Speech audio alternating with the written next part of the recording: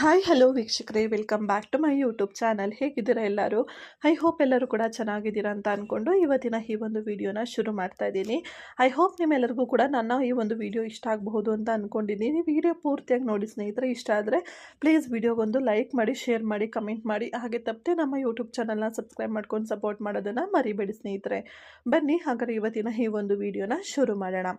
ಸ್ನೇಹಿತರೆ, ತಮ್ಮೆಲ್ಲರಿಗೂ ಗೊತ್ತಿರ್ಬೋದು, ಯೂಶಲಿ ಈ ಕೋಡಿಮಠದ ಸ್ವಾಮೀಜಿ ಏನಿದ್ದಾರೆ ಅಲ್ವಾ, ಸೊ ಅವ್ರು ಏನಾದ್ರು ಒಂದು ಭವಿಷ್ಯನ ನೋಡಿದ್ರೆ 100% ಅದು ಹಾಗೇ ಆಗುತ್ತೆ.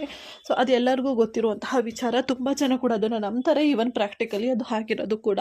ಸೊ ಅದೇ ರೀತಿಯಾಗಿ ಕೋಡಿಮಠದ ಸ್ವಾಮೀಜಿ ಅವರು ಸೊ ರೀಸೆಂಟಾಗೇ ಒಂದು ರಾಜ್ಯ ಸರ್ಕಾರದ ಬಗ್ಗೆ ಇರಬಹುದು, ಹಾಗೆಯೇ ನಮ್ಮ ರಾಜ್ಯದ ಬಗ್ಗೆ ಆಗುವಂತಹ ಕೆಲವೊಂದು ಬದಲಾವಣೆಗಳ ಬಗ್ಗೆ ಒಂದು ಭವಿಷ್ಯನ ನುಡಿದಿದ್ದಾರೆ. ಅದೇನು ಅಂತ ಇವತ್ತಿನ ವಿಡಿಯೋದಲ್ಲಿ ತಿಳಿಸ್ಕೊಡೋಣ.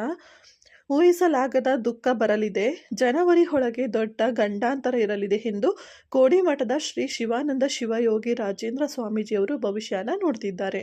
ಹಾಸನದಲ್ಲಿ ಮಾತನಾಡಿದ ಅವರು, ಈ ಬಾರಿ ಮಳೆ ಚೆನ್ನಾಗಿ ಆಗಲಿದೆ, ಇದರಿಂದ ಮತ್ತೆ ಜಲಸ್ಫೋಟ ಆಗಲಿದೆ ಎಂದು ಭವಿಷ್ಯನ ನುಡಿದಿದ್ದಾರೆ. ಇನ್ನು ಸಾಗರದಲ್ಲಿ ಒಂದು ಜಲಸ್ಫೋಟ ಎಂದು ಹೇಳಿದ್ದೆ, ಅದು ಆಗಲಿದೆ ಎಂದು ಹೇಳಿದರು. ಸಿದ್ದರಾಮಯ್ಯ ಬಗ್ಗೆ ಭವಿಷ್ಯ ನುಡಿದ ಕೋಡಿ ಶ್ರೀಗಳು ಅವರಿಗೆ ಏನೂ ತೊಂದರೆ ಇಲ್ಲ ಎಂದು ಭವಿಷ್ಯ ನುಡಿದಿದ್ದಾರೆ. ಸಂಕ್ರಾಂತಿ ಒಳಗೆ ಮೆಗಾ ಸ್ಫೋಟ ಆಗೋ ಸಾಧ್ಯತೆ ಇದೆ, ಜನವರಿ ಒಳಗೆ ಒಂದು ದೊಡ್ಡ ಗಂಡಾಂತರ ಇದೆ, ಅಕಾಲದಲ್ಲಿ ಮಳೆ ಬಂದರೆ ಸಕಾಲದಲ್ಲಿ ತೊಂದರೆ ಆಗಲಿದೆ ಎಂದು ಹೇಳಿದ್ದಾರೆ. ಇನ್ನು ರಾಜ್ಯದಲ್ಲಿ ಸಂಕ್ರಾಂತಿ ಬಳಿಕ ರಾಜಕೀಯದಲ್ಲಿ ಭಾರಿ ಬದಲಾವಣೆ ಆಗಲಿದೆ. ದೇಶದಲ್ಲಿ ಮೆಗಾ ಸ್ಫೋಟ, ಯುದ್ಧ, ಅರಸನಾಲಯಕ್ಕೆ ಕಾರ್ಮೋಡ ಕವಿದಿತ್ತು, ಇದು ರಾಜ್ಯಕ್ಕೂ ಇದೇ ದೇಶಕ್ಕೆ ಇದೆ ಎಂದು ಹೇಳಿದ್ದಾರೆ. ಅಲ್ಲದೆ ದ್ವೇಷ, ಅಸೂಯೆ ಈ ಮಧ್ಯ ಒಂದಿಬ್ಬರು ಬಲಿಯಾಗುತ್ತಾರೆ ಎಂದು ಕೂಡ ಹೇಳಿದ್ದಾರೆ.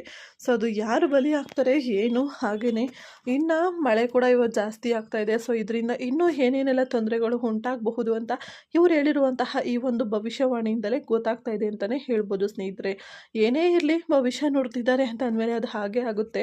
ಆದರೆ ಅದರಿಂದ ಎಷ್ಟೋ ಬಲಿಗಳು ಆಗಬಹುದು ಅನ್ನೋದು ಕೂಡ ಒಂದು ಸಂಕೇತವನ್ನು ಅವರು ಇಂಡೈರೆಕ್ಟಾಗಿ ಕೊಟ್ಟಿದ್ದಾರೆ ಅಂತಲೇ ಹೇಳ್ಬೋದು.